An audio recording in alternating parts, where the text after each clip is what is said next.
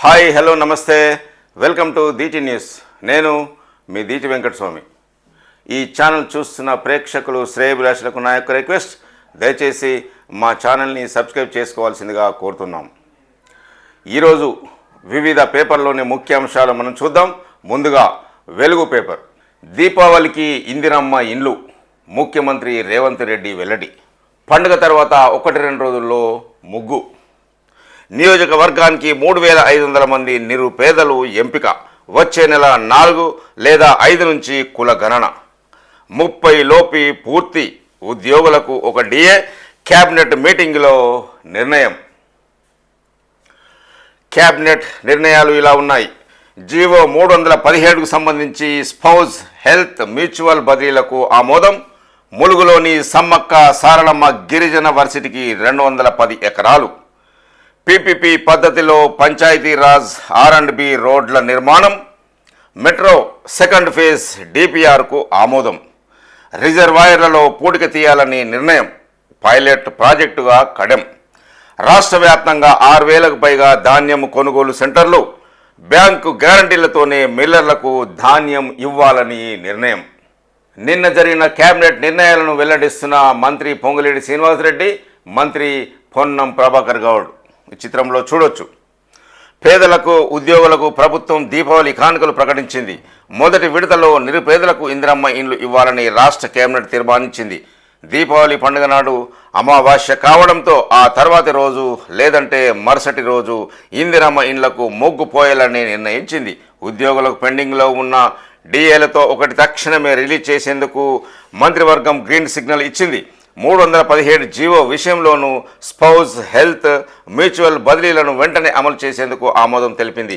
స్థానికత విషయంలో 317 జీవో, కొత్త రిక్రూట్మెంట్కు సంబంధించి 46వ జీవోపై అసెంబ్లీలో చర్చించిన తర్వాత తీర్మానం చేసి కేంద్రానికి పంపాలని నిర్ణయించింది. అలాగే కులగణనకు సంబంధించిన ప్రశ్నావళికి కేబినెట్ ఆమోదం తెలిపింది.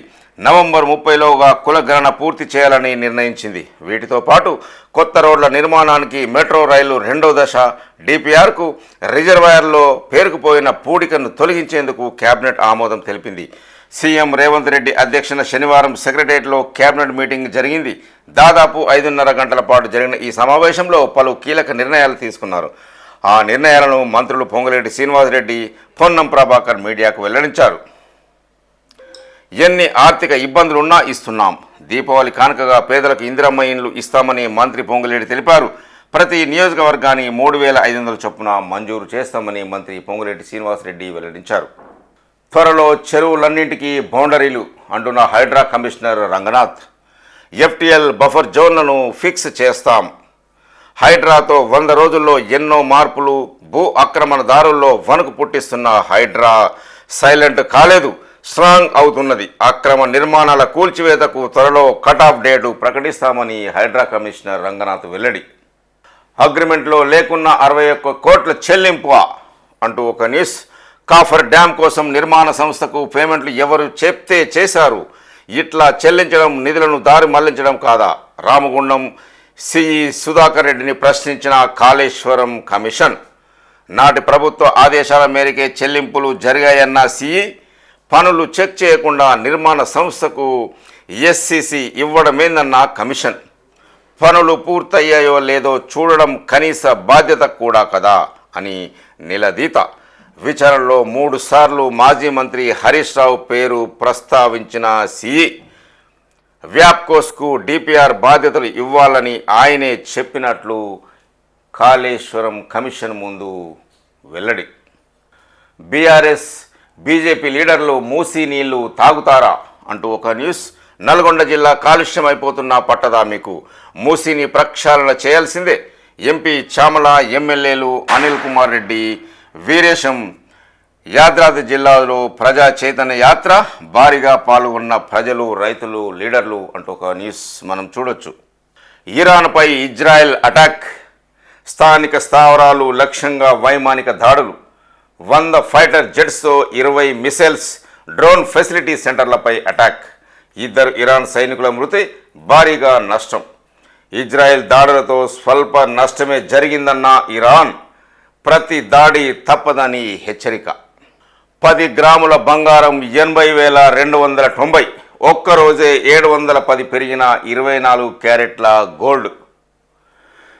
దంతేరస్ దీపావళి ముందు మరింత పెరిగిన ధరలు.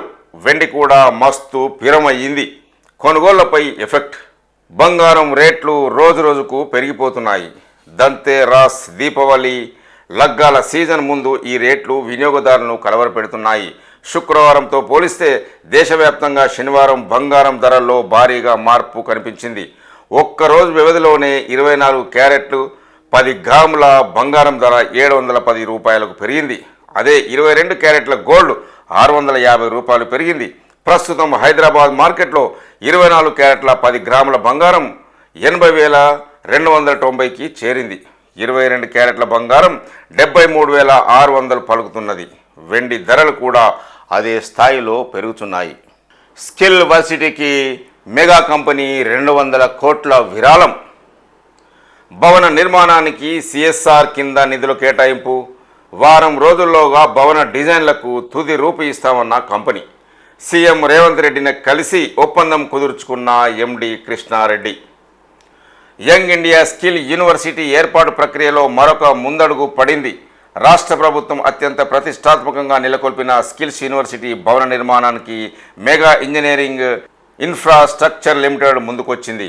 మొత్తం వర్సిటీ క్యాంపస్ నిర్మాణానికి మెగా కంపెనీ తమ corporate social responsibility CSR funds నుంచి 200 కోట్లు కేటాయించింది.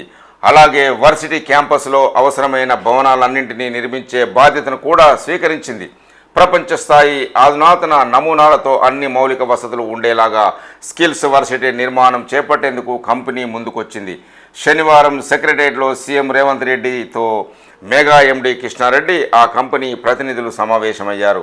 డిప్యూటీ సీఎం బట్టి విక్రమార్క, మంత్రులు శ్రీధర్ బాబు, ఉత్తమ్ కుమార్ రెడ్డి, కోమటిరెడ్డి వెంకటరెడ్డి, పొంగులేటి శ్రీనివాసరెడ్డి, ఎంపీ అనిల్ కుమార్ యాదవ్ ఈ సమావేశంలో పాల్గొన్నారు.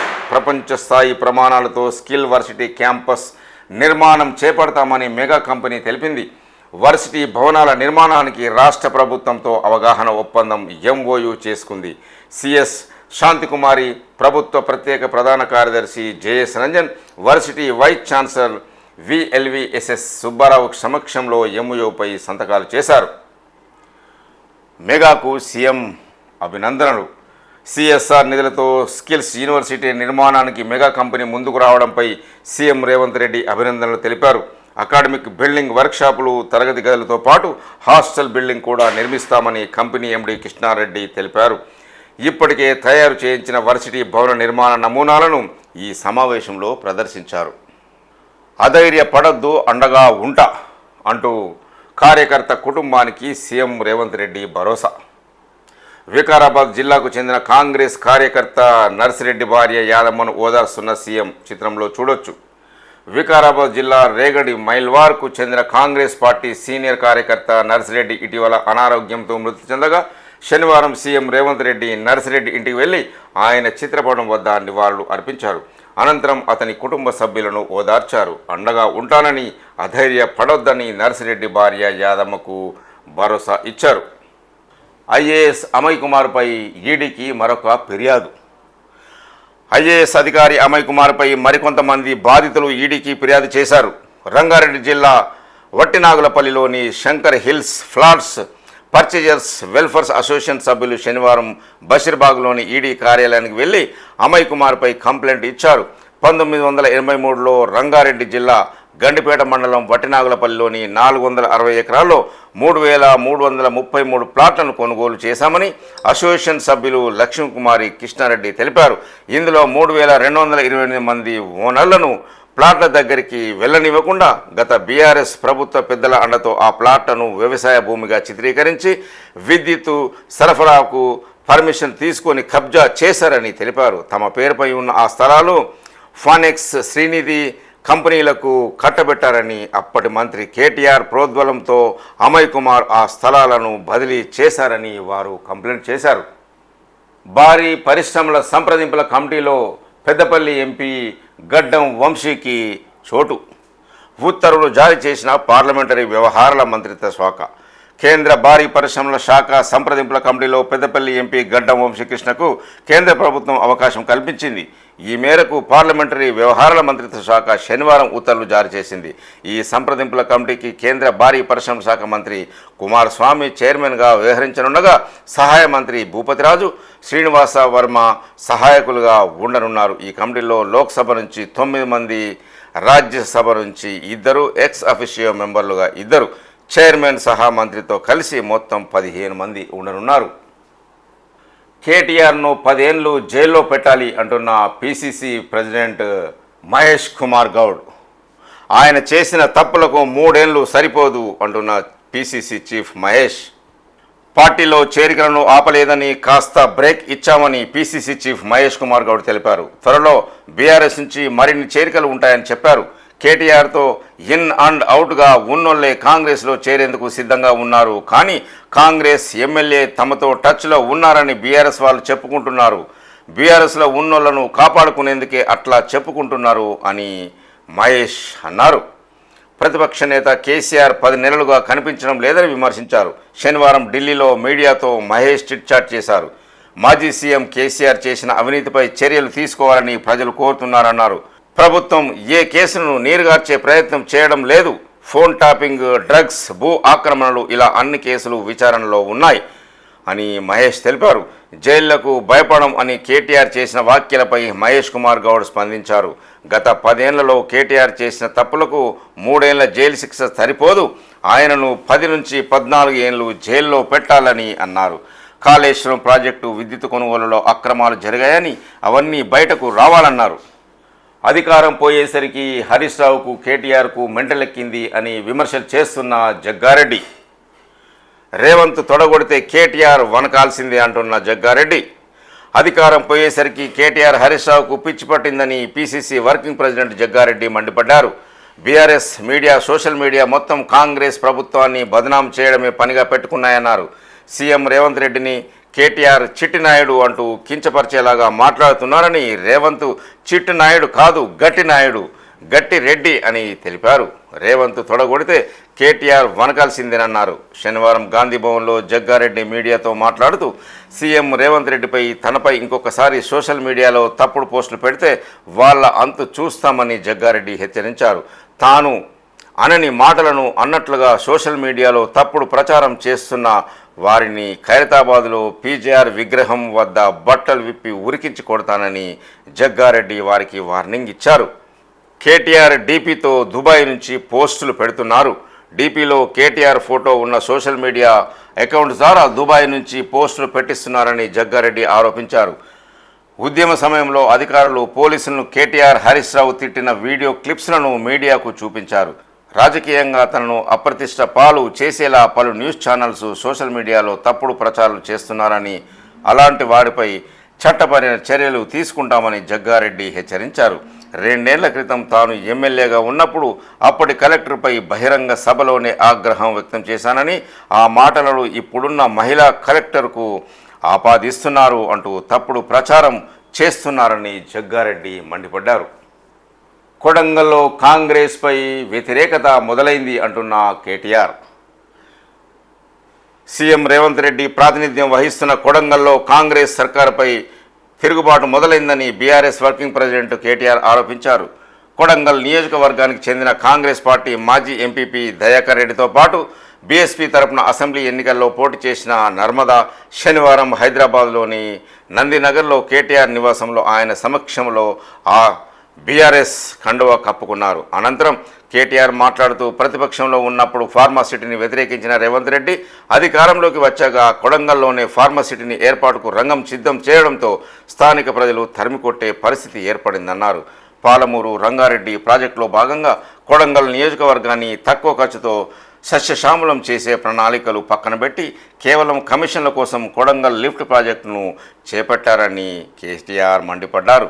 మొన్నటిదాకా రేవంత్ రెడ్డి తిట్టిపోసిన మెగా ఇంజనీర్ కంపెనీకి, మంత్రి పొంగులేటికి చెందిన రాఘవ కంపెనీకి కాంట్రాక్టు కట్టబెట్టడం వెనుక ఉన్న మతలబు ఏంటో అర్థం చేసుకోవాలన్నారు. ఆదిలాబాద్ నుంచి అలంపూర్ వరకు అనేక వర్గాల ధర్నాలు, రాస్తా రోకోలతో తెలంగాణ అట్టుడుకుతుంటే మంత్రులు విహారయాత్రల్లో ఎంజాయ్ చేస్తున్నారని దుయ్యబట్టారు. రాష్ట్రంలో ఉద్యమం నాటి పరిస్థితులు ఏర్పడ్డాయని, మళ్ళీ కాంగ్రెస్ పార్టీనే శత్రువు అని అన్నారు. ఇప్పుడు కూడా ప్రజల పక్షాన బీఆర్ఎస్ పార్టీనే ఉందన్నారు. మిషన్ భగీరథ నీళ్లపై ప్రజలకు నమ్మకం కలిగించాలి అంటున్న సీతక్క. ప్రతి ఇంటికి నల్లా నీళ్లు అందేలాగా చర్యలు చేపట్టాలి. 100% ఇళ్లకు నల్లా నీటిని సరఫరా చేసే అధికారులను సన్మానిస్తామని మంత్రి సీతక్క వెల్లడి. మిషన్ భగీరథ నీళ్లపై ప్రజలకు నమ్మకం కలిగించాలని అధికారులను మంత్రి సీతక్క ఆదేశించారు. గ్రామాల్లో మిషన్ భగీరథ నీళ్లు వస్తున్న కొంతమంది ఇంకా బోర్డులు వేయించాలని, ఆర్ఓ ప్లాంట్లు ఏర్పాటు చేయాలని కోరుతున్నారని, ఈ పరిస్థితి మారేలాగా మిషన్ భగీరథ అధికారులు సిబ్బంది పనిచేయాలని వారికి సూచించారు. ప్రతి ఇంటికి నల్ల నీళ్లు అందేలాగా చర్యలు చేపట్టాలన్నారు. హైదరాబాద్ ఎర్రమంజిల్లోని mission Bhagiratha engineering in chief ఆఫీసులో మిషన్ భగీరథ చీఫ్ ఇంజనీర్లు, సూపరింటెండెంట్ ఇంజనీర్లు, ఎగ్జిక్యూటివ్ ఇంజనీర్లతో శనివారం మంత్రి రాష్ట్ర స్థాయి సమావేశం నిర్వహించారు. అందులో సీతక్క మాట్లాడుతూ ఈ వివరాలు తెలియజేశారు. ధర్నాలకు రెచ్చగొట్టిన పోలీసులపై చర్యలు అంటున్న డీజీపీ. ఆర్టికల్ 311 ప్రకారం ఉద్యోగాల నుంచి టీజీఎస్పీ సిబ్బంది డిస్మిస్.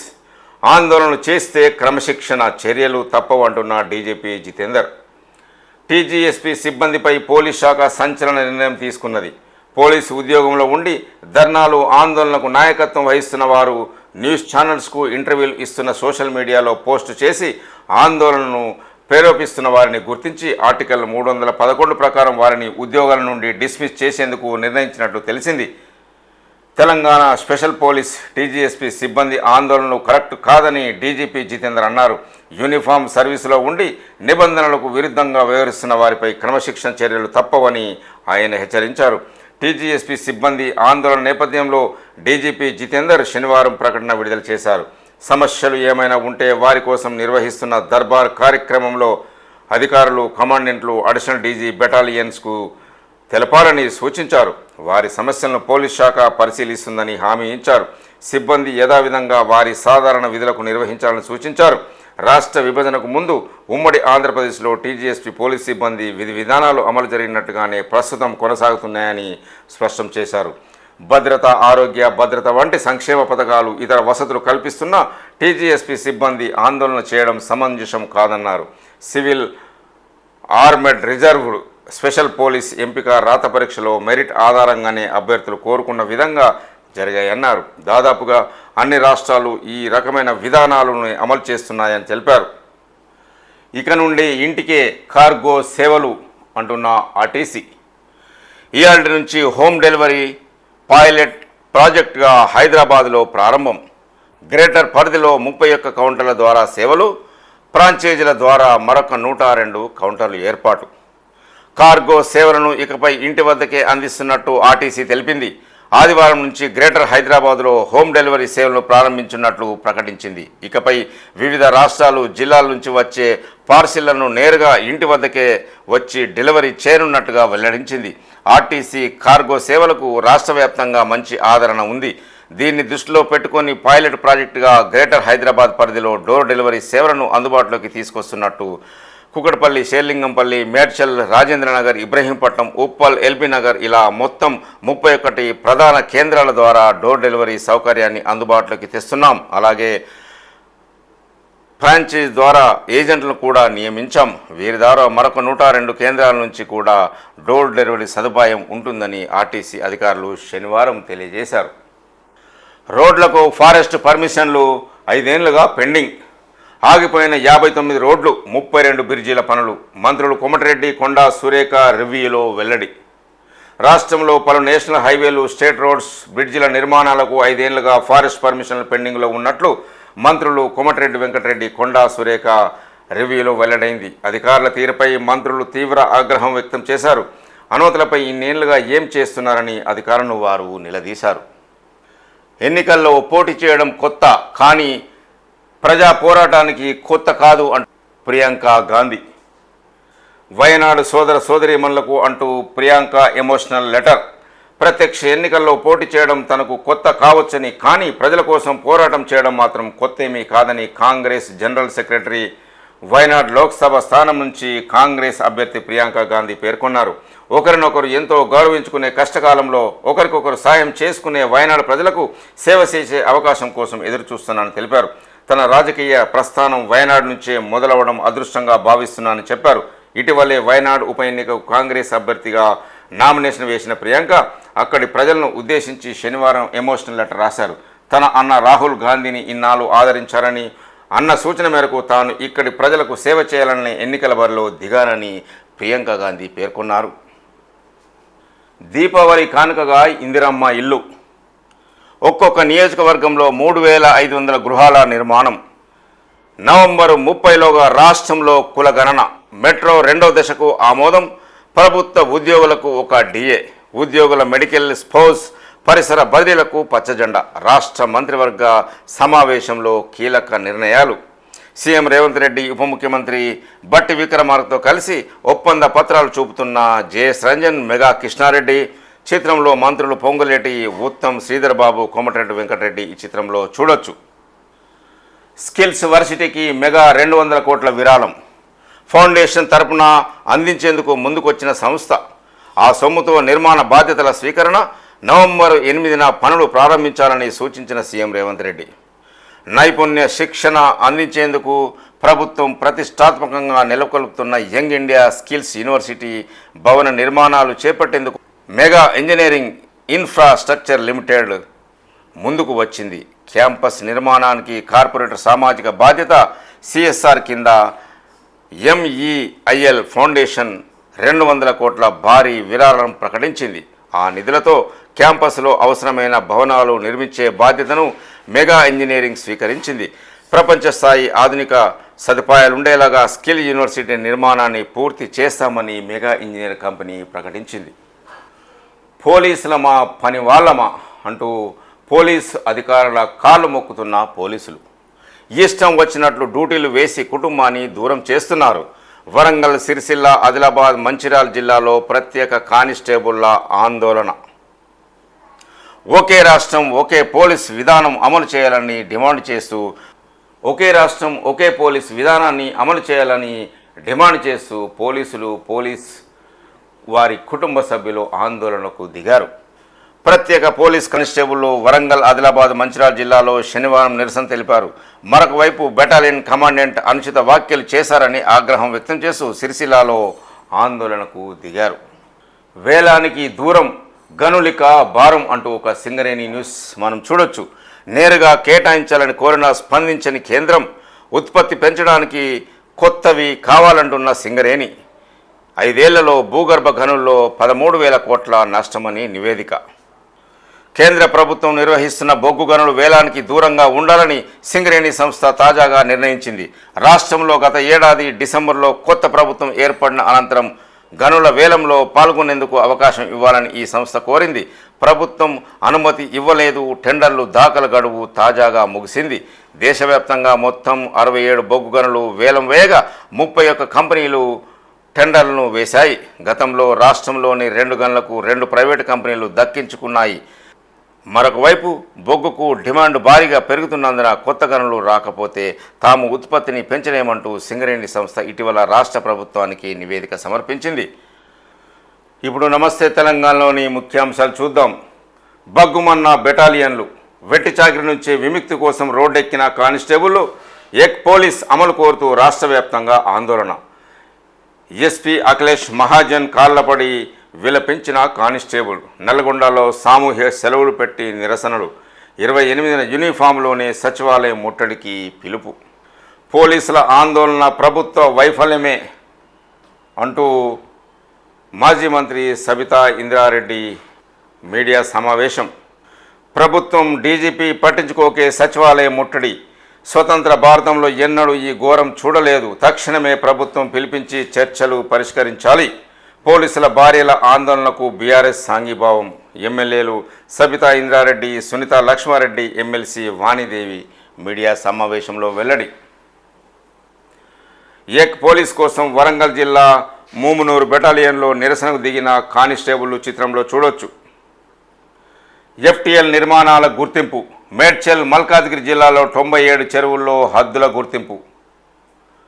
ఎఫ్టీఎల్ బఫర్ జోన్లలో నిర్మాణాల గుర్తింపులో అధికారులు నిమగ్నమయ్యారు. మేడ్చల్, మల్కాజ్గిరి జిల్లాలోని మల్కాజ్గిరి, కుతుబుల్లాపూర్, కుకట్పల్లి, ఉప్పల్ నియోజకవర్గాల్లో 620 చెరువులు ఉండగా ఇప్పటికే 97 చెరువులు ఎఫ్టీఎల్ బఫర్ల జోన్ హద్దులను గుర్తించారు. మరొక 110 చెరువులు హద్దుల గుర్తింపు కోసం కొనసాగుతున్నాయి. రెవెన్యూ, ఇరిగేషన్ శాఖల అధికారులు సంయుక్తంగా నిర్వహిస్తున్నారు. హద్దులు గుర్తించిన చెరువుల సమీపంలో FTL బఫర్ జోన్లోని నిర్మాణ వివరాలను నమోదు చేసుకుంటున్నారు. 97 చెరువులకు గాను ఇప్పటికీ 21 చెరువుల్లో నిర్మాణాల వివరాల సేకరణ పూర్తయినట్లు అధికారులు వెల్లడించారు. మూసీ నిర్వాసితులకు టవర్స్ నిర్మిస్తాం అంటున్న డిప్యూటీ సీఎం బట్టి విక్రమార్క. మూసీ నిర్వాసితులకు అక్కడే టవర్స్ నిర్మిస్తామని, వారి పిల్లలకు ఇంటిగ్రేటెడ్ స్కూల్స్ ఏర్పాటు చేస్తామని డిప్యూటీ సీఎం బట్టి విక్రమార్క భరోసా ఇచ్చారు. హైదరాబాద్లోని హైటెక్స్లో శనివారం నెట్కో ఏర్పాటు చేసిన ప్రాపర్టీ షోలో ఆయన మాట్లాడాడు. మూసీ నిర్వాసితులైన డ్వాక్రా మహిళలకు 1000 కోట్ల వడ్డీ లేని రుణాలు ఇస్తామని, చిన్న తరహా పరిశ్రమలు ఏర్పాట్లు చేసి ఉపాధిని కల్పిస్తామని, కాలుష్య డ్రైనేజీల ట్రీట్మెంట్కు 39 STPలు మంజూరు చేసినట్లు ఉప ముఖ్యమంత్రి బట్టి విక్రమార్క తెలియజేశారు. ఇప్పుడు ఆంధ్రజ్యోతిలోని ముఖ్యాంశాలు మనం చూద్దాం. ఆన్లైన్ అంగడి దోపిడీ, కూరగాయల ధరలు 3 ఇంతలు అధికం, బొంబేలెత్తుతున్న కొనుగోలుదారులు, హేతుబద్ధత లేకుండా అడ్డగోలు రేట్లు, ఇష్టానుసారంగా నిర్ణయిస్తున్న కంపెనీలు, నియంత్రణ లేని ప్రభుత్వ యంత్రాంగం, తమ పరిధి కాదంటున్న విభాగాలు. ఫోన్ ట్యాపింగ్, భూ ఆక్రమ కేసుల్లో నాటి నేతలపై నజర్, అధికారులకు ఆదేశాలు ఇచ్చిన వారికి నోటీసులు, కేసుల నమోదు, రాజకీయ కోణంలో దర్యాప్తు, ఫోన్ ట్యాపింగ్ ప్రధాన నిందితుడిని అమెరికా నుంచి రప్పించేందుకు ప్రయత్నాలు, భూ బదలాయింపు వ్యవహారంలో ప్రస్తుత మాజీ IAS అధికారుల ప్రమేయం, ఈడీకి అమయ్ కుమార్ బాధితుల క్యూ, తాజాగా వట్టినాగులపల్లి వాసుల ఫిర్యాదు. దేశవ్యాప్తంగా సంచలనం సృష్టించిన ఫోన్ ట్యాపింగ్ కేసులో త్వరలో కీలక పరిణామాలు చోటు చేసుకోనున్నాయి. గత మార్చిలో నమోదైన ఈ కేసులో దర్యాప్తు అధికారులు ఇప్పటికే 4 పోలీసు అధికారులను అరెస్టు చేశారు. ఈ కేసులో A1గా ఉన్న SIB మాజీ చీఫ్ ప్రభాకర్ రావుతో పాటు మరొక వ్యక్తి కోసం చట్టపరంగా ముందుకెళ్తున్నారు. ఇప్పటికే ఈ కేసులో వందలాది మంది సాక్ష్యాలను విచారించి స్టేట్మెంట్ రికార్డు చేశారు. దర్యాప్తులో లభించిన సమాచారంతో త్వరలోనే రాజకీయ నాయకుల కోణంలో విచారణలు అధికారులు సిద్ధమవుతున్నారు. ఇటీవల అధికార పార్టీ నాయకులు చేసిన వ్యాఖ్యల నేపథ్యంలో ఫోన్ ట్యాపింగ్తో ప్రమేయం ఉన్నప్పటికీ అప్పటి అధికార పార్టీ నేతలకు నోటీసులు జారీ చేసే అవకాశం ఉంది. 4 నుంచి కుల గణన, 80,000 మంది ఎన్యూమరేటర్లతో ఇంటింటి సర్వే, ప్రశ్నావళికి మంత్రివర్గ ఆమోదం. 1 నుంచి గ్రామ సభల్లో ఇందిరమ్మ ఇళ్ల లబ్ధిదారుల ఎంపిక, ఉద్యోగులకు 1 DA విడుదలకు ఓకే. జీవో 317 46లపై అసెంబ్లీలో చర్చించి 24,269 కోట్లతో మెట్రో 2వ దశకు ఆమోదం. ప్రభుత్వ ప్రైవేటు భాగస్వామ్యంతో రహదారుల నిర్మాణం, యంగ్ ఇండియా స్పోర్ట్స్ వర్సిటీ ఏర్పాటుకు గ్రీన్ సిగ్నల్. నిర్ణయాల్ని వెల్లడించిన మంత్రులు పొంగులేటి, పొన్నం. భూ ఆక్రమణలు పాల్పడితే కఠిన చర్యలు తీసుకుంటున్నాం. భూములు, భవనాల అనుమతుల్లో పారదర్శకత, 2 లక్షల దాకా రుణమాఫీ పూర్తి చేస్తాం అంటున్న సీఎం రేవంత్ రెడ్డి. దీపావళి పటాసుల కంటే ముందే రాజకీయ బాంబులు పేల్తాయంటున్న పొంగులేటి శ్రీనివాసరెడ్డి. అక్రమ ఆస్తులు కాపాడుకునేందుకే బీఆర్ఎస్ ఎమ్మెల్యేలు కాంగ్రెస్లోకి వస్తున్నారన్న మధుయాష్కి గౌడ్. బీఆర్ఎస్ ఎమ్మెల్యేలు చేరింది అందుకే, కాంగ్రెస్ పార్టీపై ప్రేమతో రాలేదు, ప్రభుత్వాన్ని పడగొడతామన్న కిషన్ రెడ్డి. కేటీఆర్ బెదిరింపుల వల్లే చేర్చుకున్నాం. మధుయాష్కి గౌడ్ సంచలన వ్యాఖ్యలు. గంగారెడ్డి కుటుంబానికి పరామర్శ. బీఆర్ఎస్ ఎమ్మెల్యేలు సంప్రదింపుల్లో ఉన్నారు అనుకుంటున్న PCC చీఫ్ మహేష్ గౌడ్. కేటీఆర్ పక్కనోళ్ళకే మాట్లాడుతున్నారు, ఆయన తప్పులకు 10 ఏళ్లు జైల్లో పెట్టాలి. మహారాష్ట్ర ఎన్నికల తర్వాత కమిటీలు, ప్రతిపక్ష నేతగాను కేసీఆర్ ఫెయిల్. పొంగులేటి పేల్చే బాంబు కోసం నిరీక్షణ. TPCC చీఫ్ మహేష్ కుమార్ గౌడ్ వెల్లడి. ఇప్పటివరకు వివిధ పేపర్లోని ముఖ్యాంశాలు మనం చూసాం. ఈ ఛానల్ చూస్తున్న ప్రేక్షకులు, శ్రేయభిలాషులకు నా యొక్క రిక్వెస్ట్, దయచేసి మా ఛానల్ని సబ్స్క్రైబ్ చేసుకోవాల్సిందిగా కోరుతున్నాము. చూస్తూనే ఉండండి DT న్యూస్. నేను మీ DT వెంకటస్వామి.